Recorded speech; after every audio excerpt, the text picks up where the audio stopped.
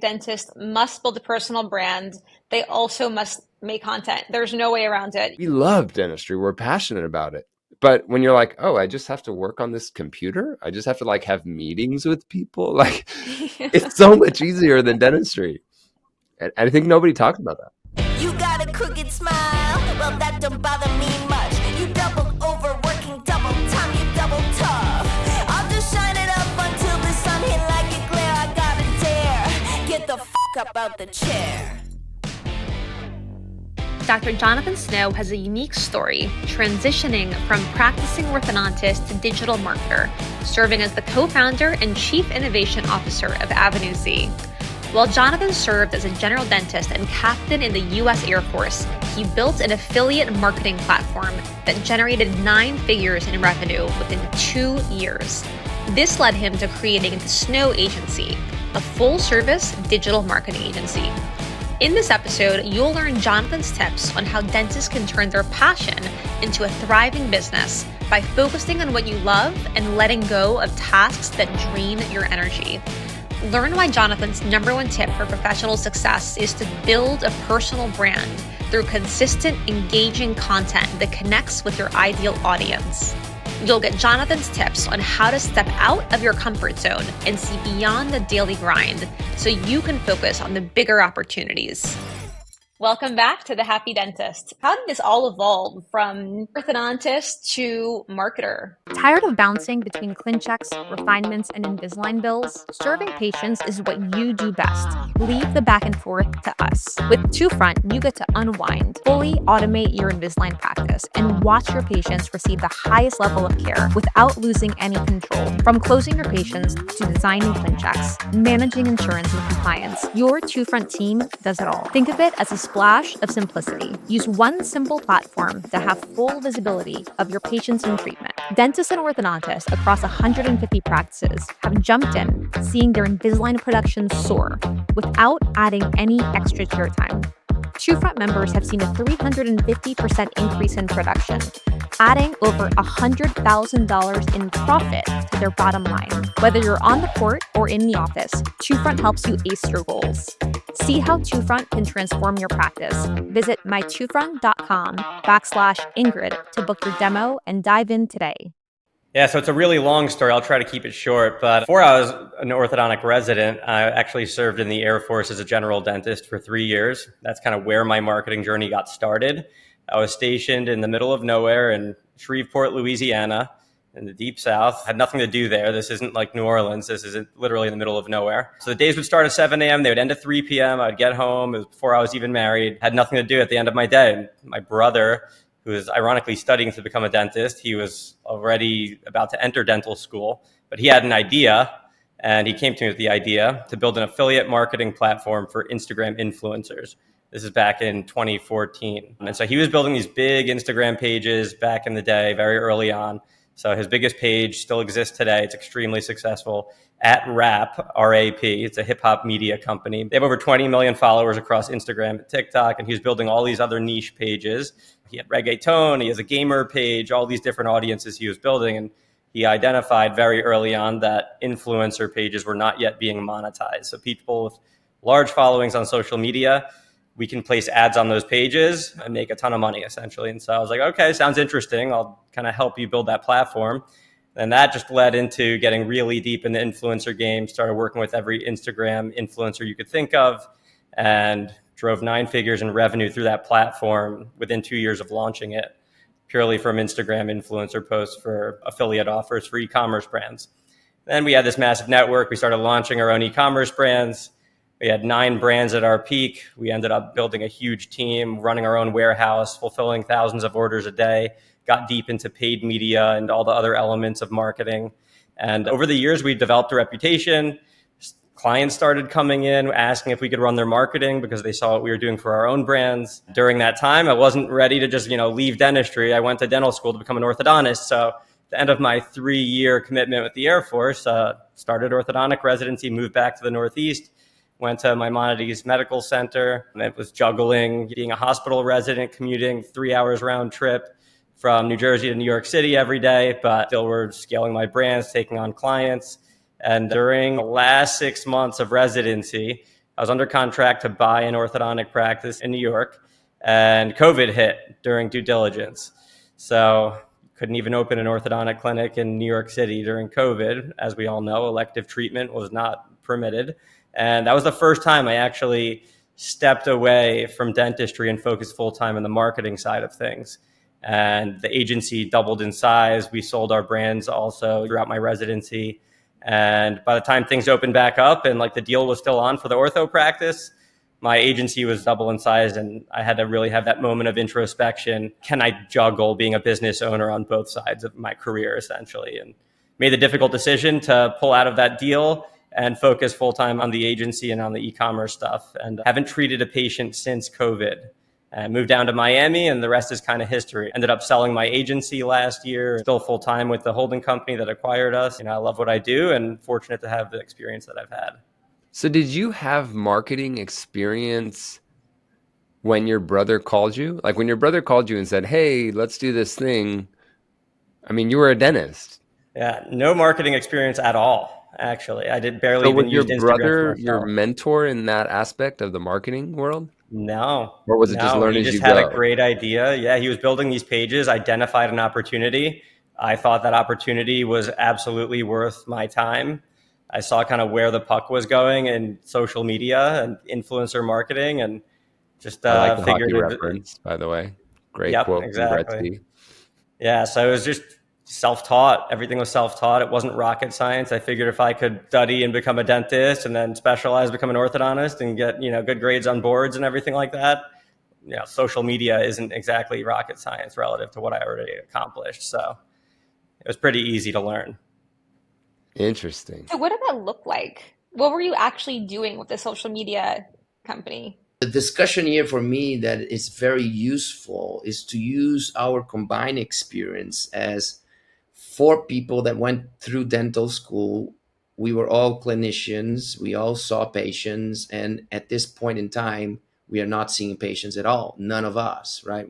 All of us, we found a different path, even though we are leveraging dentistry. We are leveraging the dental market. We are leveraging our dental network, found different paths, found different passions, and we built a different career.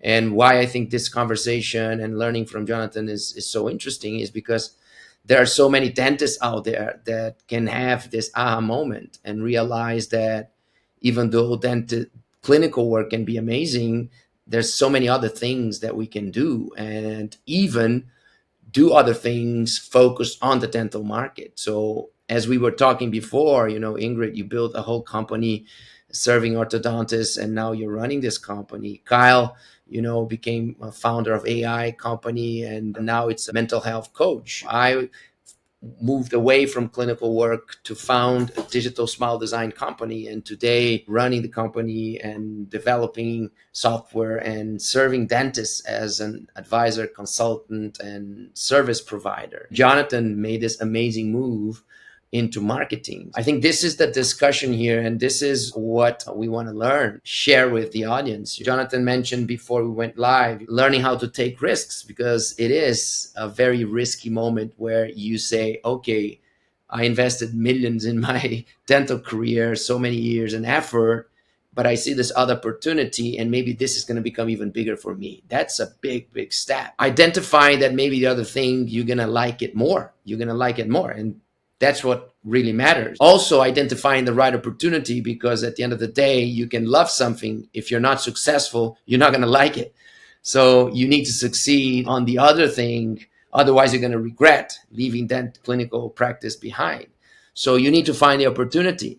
So taking risks, finding your passion, finding the opportunity, understanding yourself enough to make the move. I think that for me, the first big question here for Jonathan is, when was this aha moment? When what you kind of briefly mentioned? How did you identify that marketing, you were more passionate about marketing than about ortho? What was the opportunity that came in front of you that said, okay, this is it? There's no going back. Yeah, it's a great question. I think it's as simple as the marketing just felt more like a video game to me. It felt more like a hobby than work. First time ever, like I said, that I spent full time on marketing was once COVID hit, and I was kind of forced to, and I just noticed myself waking up so excited to start the next day, and just it felt like I was playing a video game all day. And that's like the game of running any business. Feels like any day has endless potential. Like for my agency, tomorrow I could work with the biggest brand in the world and can just come overnight. There's always that feeling of excitement. And then I noticed, obviously, when you wake up and you're going to treat patients all day, like I loved what I did, don't get me wrong, but it felt like work. Sunday night, now you're like, oh man, do I really want to go in tomorrow? You know, Monday morning, you're waking up super early and you have a long, grueling day ahead of treating patients. So I just had that internal introspection, and I was honest with myself, like, hey, I love doing this, but I love doing this even more. And what's the better career? Obviously, dentistry is a great career, but there's more financial upside, and I had a higher floor on the marketing side of things. So This is something that's so interesting because people have probably asked all of you guys this. People will say, well, gosh, isn't it difficult to have a startup, or isn't it difficult to be a speaker and travel all over the place and this and that? And I always tell people the same thing. Dentistry is so fucking hard that almost anything is easier. Exactly. Like people don't, no one realizes that unless you're a dentist, but treating patients every day, working in their mouth, like all of us, we loved it. Like I was very passionate about it, but it's fucking hard. And people are like, oh my gosh, the startup world, and isn't that, I'm like, way easier than dentistry, way easier. Being a speaker, way easier. Education, way easier. Nobody No one talks talks about about it. how fucking hard it is. And it's just like what Jonathan was saying, going into practice. And again, we love dentistry. We're passionate about it. But when you're like, oh, I just have to work on this computer. I just have to like have meetings with people. Like it's so much easier than dentistry. And I think nobody talks about that. If you don't know what you're doing and you don't know what you're saying, it's not easier. It's not easy. You have to go be a nowhere, good communicator. Right? Yes. Instead of saying follow your passion, I always prefer to say follow your talent. If you become good, you're going to love it, right? So I think it's pretty tricky to tell people to follow their passion, because many times people love doing things that they will never be great. It's going to be very hard for them because it's not their natural talent. You obviously had two passions. You had dentistry and you had marketing. Do you think that for you, it was just you had more passion for marketing than dentistry? Yeah, I mean, I love doing it way more. I mean, my marketing agency, in terms of like revenue, I don't think there is an orthodontic practice in the US that was producing as much revenue as my agency or my brands, right? So it's like financially speaking, I had already proven it. I've been doing it for over 5 years. It was getting better year over year and across numerous verticals. This is not passion. This is talent. Yeah, talent, but I love doing it too. I was so excited to wake up every day and do it, build the team and inspire and learn new things. And marketing is such an ever-changing field. Every year it changes drastically with AI and new platforms that arise, new content strategies, new technology, right? And like I love to consume all of that and be at the very forefront of marketing. Like I'm one of the social media marketing pioneers in e-commerce, and like that excites me.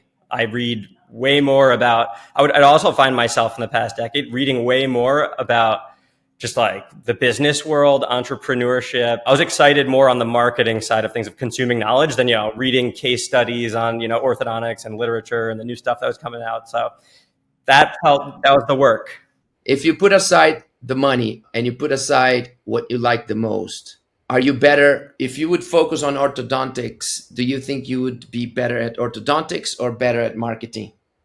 Yes, it's tough. It's not really an apples to apples comparison. I mean, in terms of like, I guess what the barometer would be, like at the upper echelon of the industry, I mean, marketing, I was already there at that point because it was such a new field, so untapped. You can't go to, Harvard University for Facebook ads for e-commerce brand. It's like I was so early and so deep into it that like I was already at the pinnacle there. How many people like you exist in the dental marketing world? In the dental marketing world, not many. There's a lot of agencies out there for dentists. We actually are more geared towards the consumer brand space. We actually do have a lot of clients in the dental vertical within selling products, but we don't do a ton of marketing for, lead gen for the local practice. But could you say that you're probably top 10 in US in what you do? Yeah, I mean, our agency is one of 13 Shopify Plus partners in the US. Can you imagine how hard it is to become top 10 best orthodontists in US?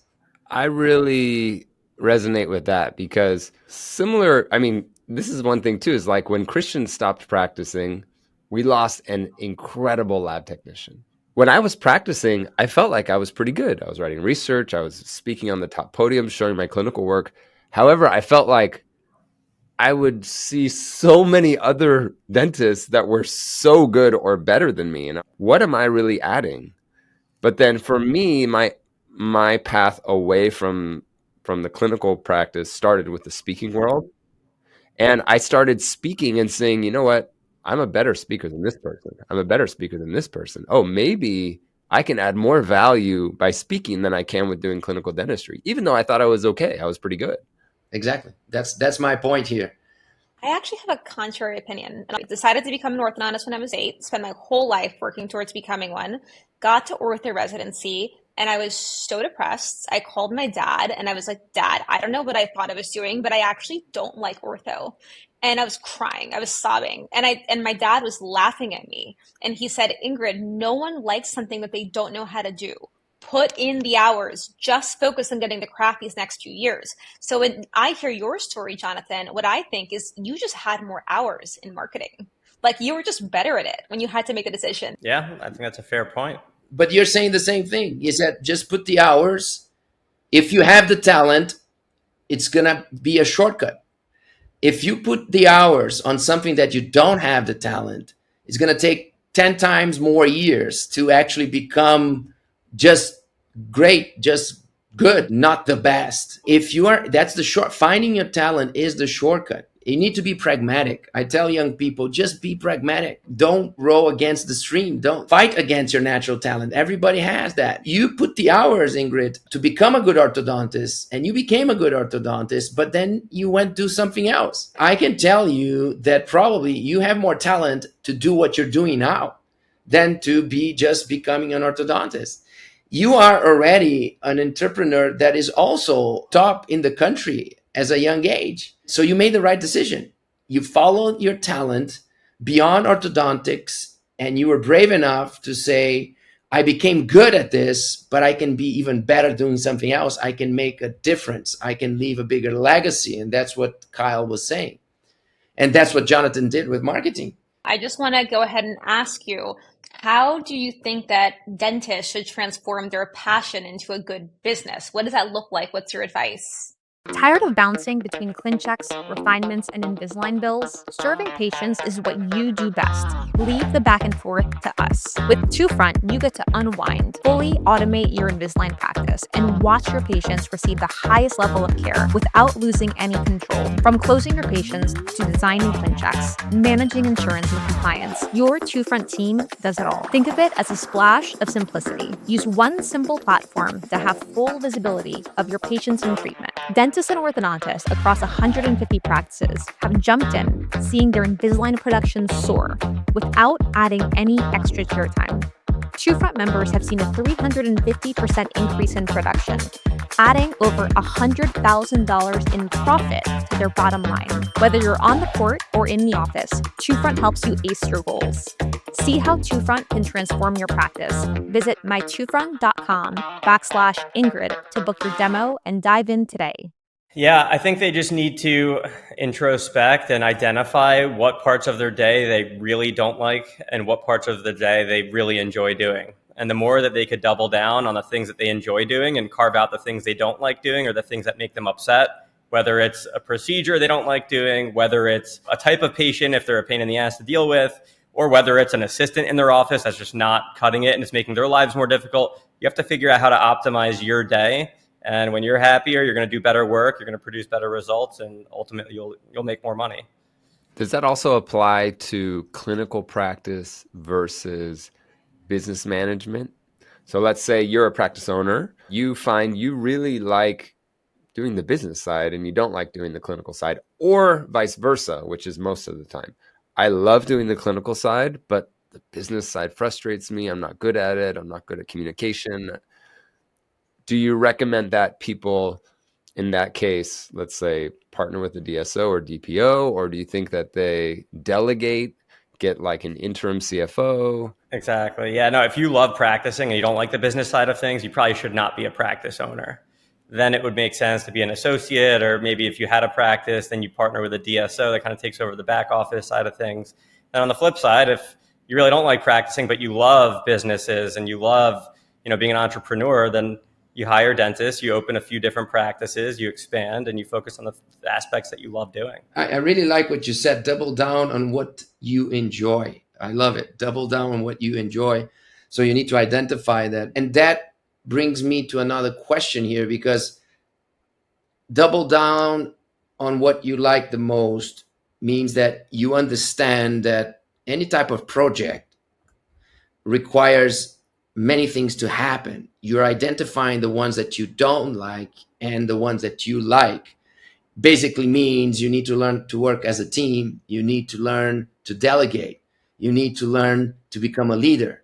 Is that correct? Absolutely. How many people you had in your company? Yeah, 100 full-timers. Wow. How did you become a leader? How was that process for you? When you're in a fast-growing company, the hardest thing is actually to delegate, because you're so protective over everything. And if you become a bottleneck to the company, you're just getting in the way for your own company's growth. So I would say, you just have to find the core people that you trust, take care of them, treat them well, and then delegate all the things that you shouldn't be doing. Get yourself outside of the inside of the business matters, right? You should be working on the business if you're a fast-growing company, not inside the business. So find the people you trust, delegate to them, and then everyone grows underneath you and you get elevated that way.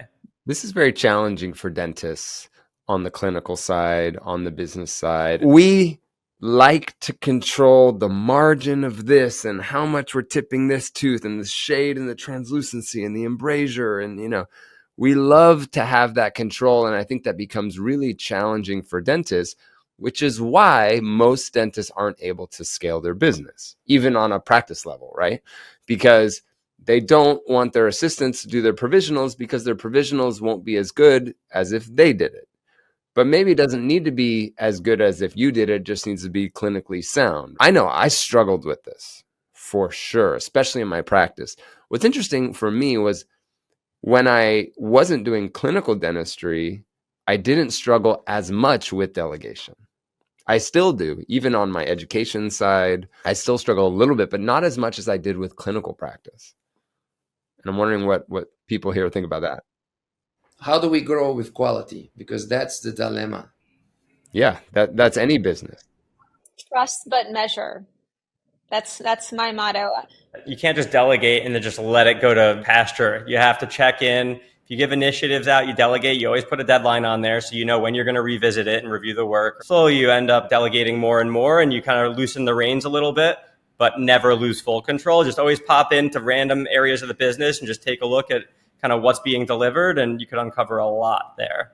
I like that. The other thing that I would focus on that I think most dentists don't focus on is when you're delegating something, you need to set the safety expectation. Hey, John, I want you to do this procedure or this task.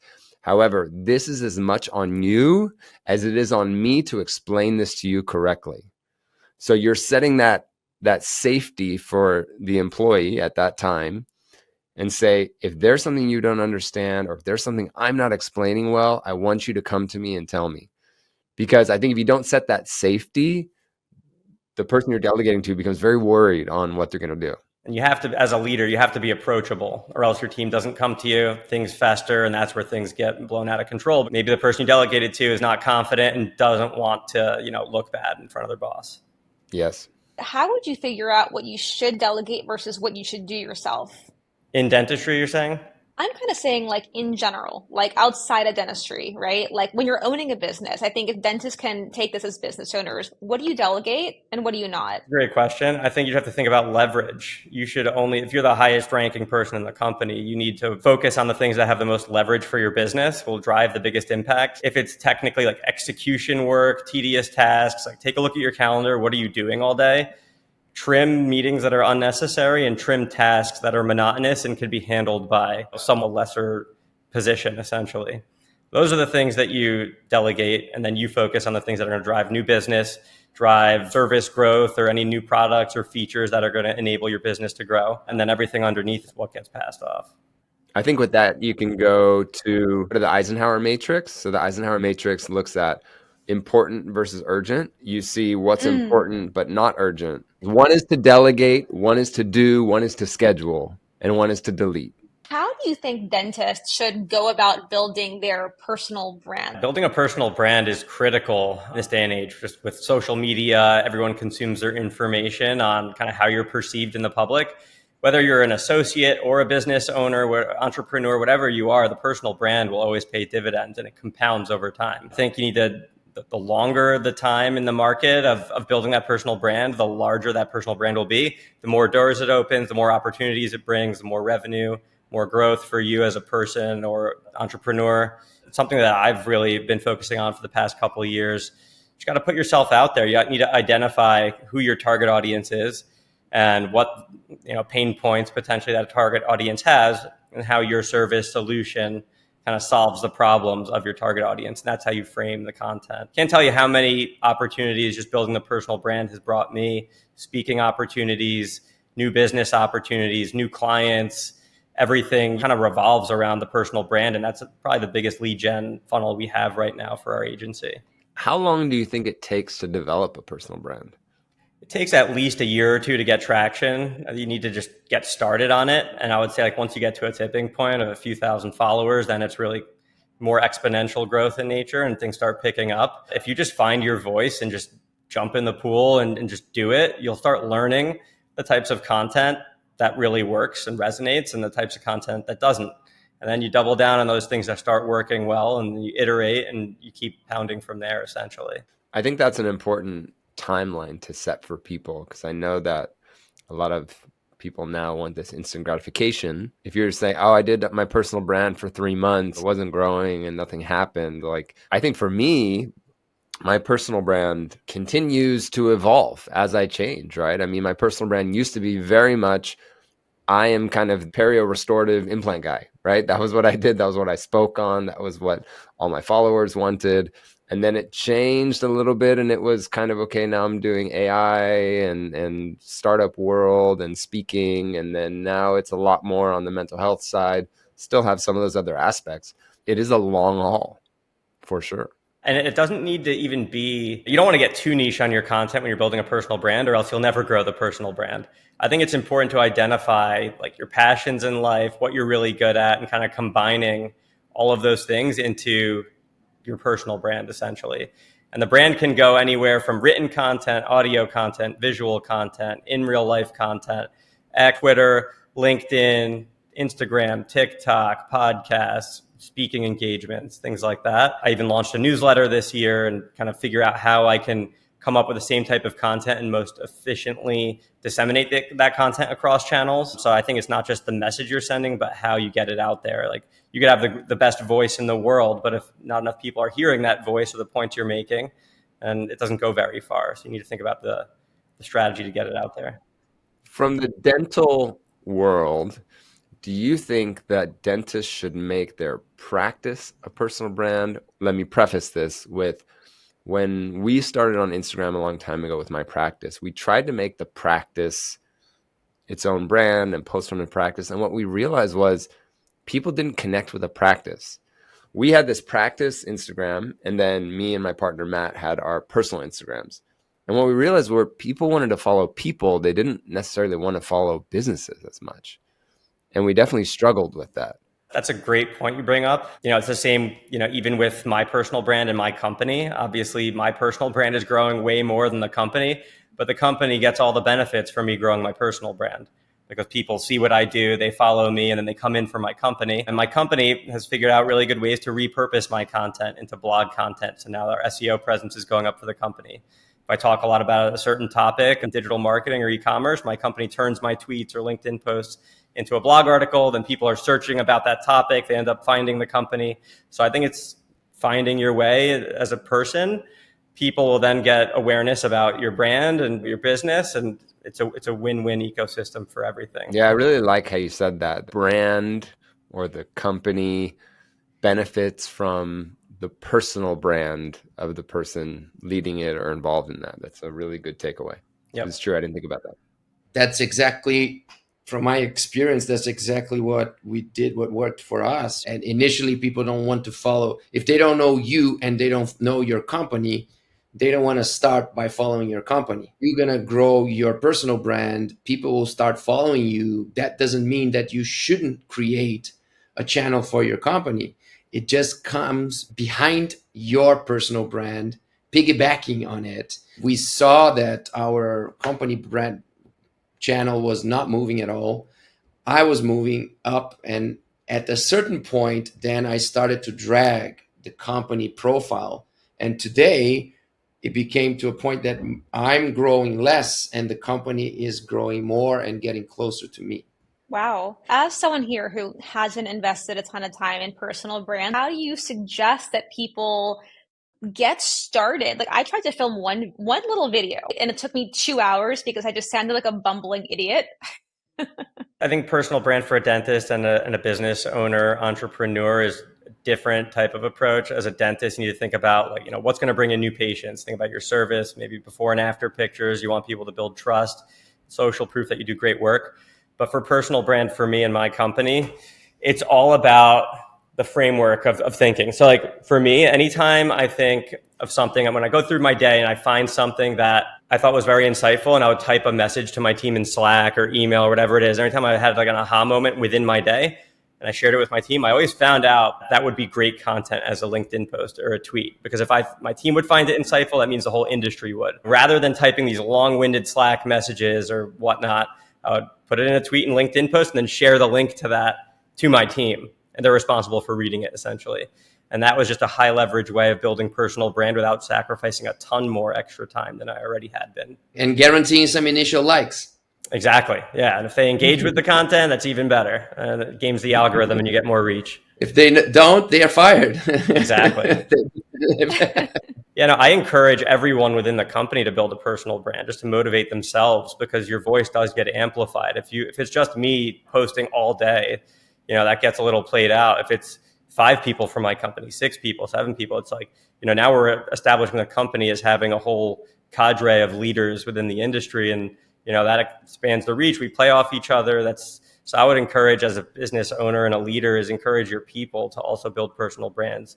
It'll help the company. It'll help them as a professional.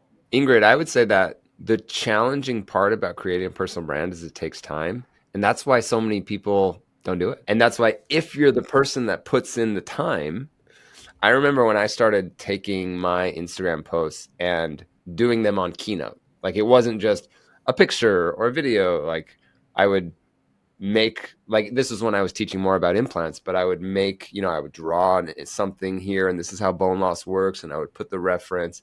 And I started doing that. And at the time, that was what was working. My personal brand grew. But I knew that there were dentists that wouldn't take the time to do that. I think that's why if you're the person that takes the time to do the personal brand, it becomes this wide open ocean for you. And it's consistency too. You can't just do it once a month and expect to see results. It's daily. You have to commit to it, or else it doesn't really compound. But Jonathan, do you agree that also investing the time to do it without having a strategy behind, as I see most of the people, it's a waste of time? If things are working for you without doing it, don't feel bad about it. If you're going to put the energy, make sure that you have a real reason to do that, meaning you have a strategy. You created this funnel. You want to grab the attention, not just to show off, to impress your friends. That's a waste. What type of strategies that you guys help your clients implement to really take advantage of the energy to build a persona online? Yeah, I mean, the number one thing is really research. There's so many people out there with great personal brand. Take a look at find out like what your style most closely resonates with, and see like what are they doing? What's their strategy? How can I incorporate my own touch on something similar that's already working in this industry, wherever you want to build that personal brand. And so it's like you're not starting from square one, you're starting from square 5 already. I think that's like the easiest, lowest hanging fruit. And then the content strategy just comes back to like at the end of the day, what are you trying to accomplish with the personal brand? Bring in more business for your company, to gain more followers. Like, what's the end goal? And then what are the reasons why people would kind of either want to follow you or come into your company's business, and then incorporate the content strategy around that. So if they have a certain pain point, say you're an orthodontist, someone has crooked teeth, like why would they get braces? Focus on those pain points, figure out how to show that your service or your solution is the solve for that pain point that your target audience has. So it's kind of reverse engineering the content strategy in that regard. Something not from social media, something that you could share that goes beyond the things that everybody's doing, right? So everybody is picking a hobby. I'm good at this. I'm going to create this persona around it. I'm going to share before and afters. I'm going to empower my staff on my Instagram. I'm going to post a schedule consistency. So every week, 2-3 times, similar period, create that routine around the post. Can you share something that you found out that you discovered as something powerful that most people didn't realize yet? In terms of like a personal brand strategy or like for the business or in social media in general? Let's say more towards the personal brand as a dentist, as a doctor, Well, you need diverse content. You can't just post like before and afters all day. You can't be too salesy. You have to mix in, you have to provide value to the audience without selling constantly. So it's educational stuff, diverse content, images, video, user-generated content, carousels. You mix it in, you keep it fresh, people want to keep following. Keep doing the same thing over and over. It's not very interesting. It gets tired out after a while. I want to ask directly, I can't tell if you've answered this question already. What is your biggest advice for dentists looking to build a big practice from a marketing standpoint? Is it to invest in personal brand? I would say personal brand and the practice. It's all about being present on especially social media. You need to think about like where consumers in your local area hang out, right? They're going to be on the search engine. They're going to be going to Google and figuring out who's the best practice near me. So you need to have an SEO strategy and a website content strategy. Then they're also going to go to TikTok, especially over half of Gen Z right now uses TikTok as a search engine over Google. So you need to have a video strategy on TikTok for your practice at least, because if you don't have one and your competitor does, they're the ones that are going to pick up, those patients essentially. So, and there's Instagram. So are they searching like dentist, Austin, Texas on TikTok? Yeah, exactly. There's TikTok as a search engine, especially for local businesses, restaurants, travel, anything like that. People are using that as a discovery platform for location-based businesses. And so does that mean your video has to have hashtags on that? It has to talk about it in the video? Yep. So your location is tagged. You could tag your location in the videos. And that's on Instagram. That's on TikTok. Information you put in that post, you have to be very careful. That's what the algorithms use to serve your content to the right people at the right place at the right time. Do hashtag research. Make sure you put your location in there. The more information you feed it, the better. And then what I would also say, if we're talking about like TikTok and Instagram, there are research tools out there with trending content. There's trending audio, there's trending hashtags, there's trending video, and there's also content gap research you could do and figure out how to tie those trending search queries or topics into your content. Then you have an increased chance of going viral. You're going to have your practice start growing. It all comes back to the research. If you're not looking, so you said half of Gen Z are looking at in TikTok to search for anything, including dentists. If your demographic is not Gen Z, then you don't need to waste your time there, right?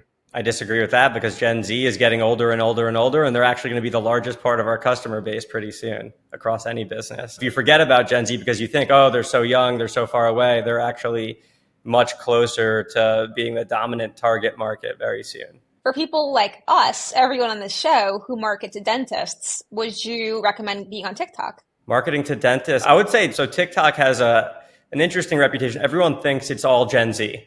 Gen Z are the content creators on TikTok. They're not necessarily all of the consumers of content on TikTok. Like when we have, like some of our biggest spending clients on TikTok ads right now, their target market is not Gen Z.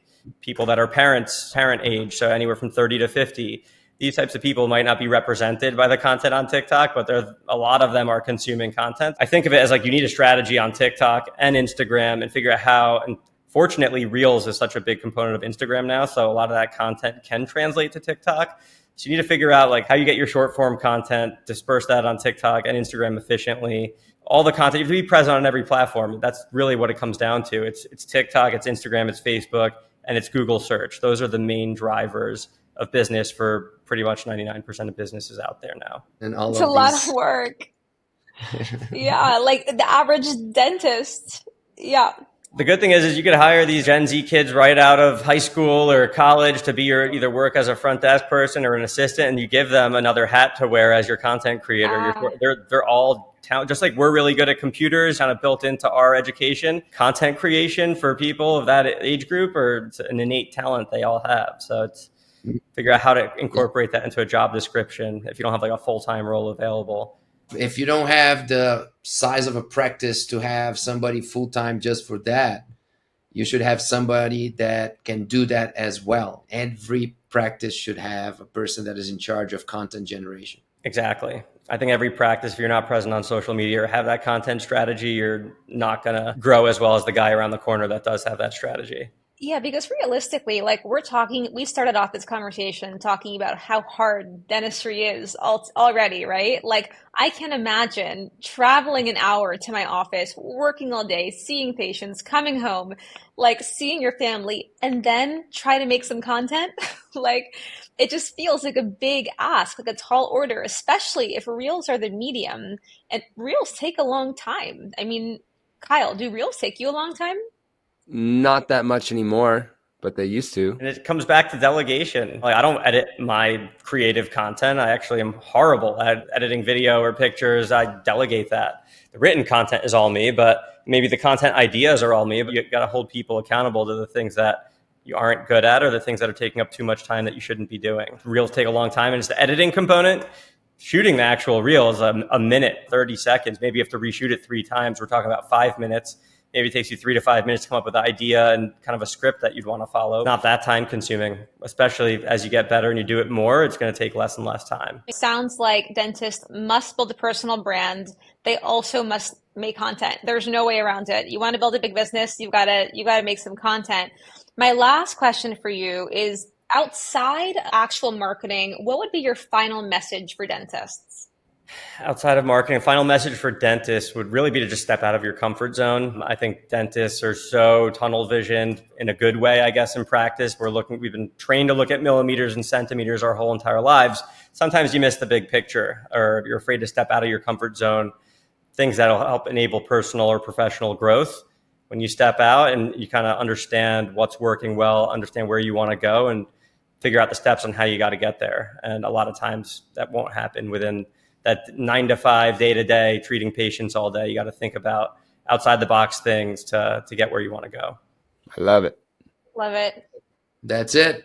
Awesome. Well, thank you so much for coming onto the show. Jonathan, where can people find you? Yeah, I'm most active on LinkedIn, Jonathan Snow, and Twitter at Dr. Jonathan Snow. I also have a newsletter if anyone cares about marketing and e-commerce. That's the main focus of my newsletter. blog.jonathansnow.com is where you could subscribe. Well, thank you so much. Thanks again. It was a pleasure. Thank you so much. Thanks a lot, guys. Bye, everyone. Bye-bye. Bye. Get the f*** up out the chair.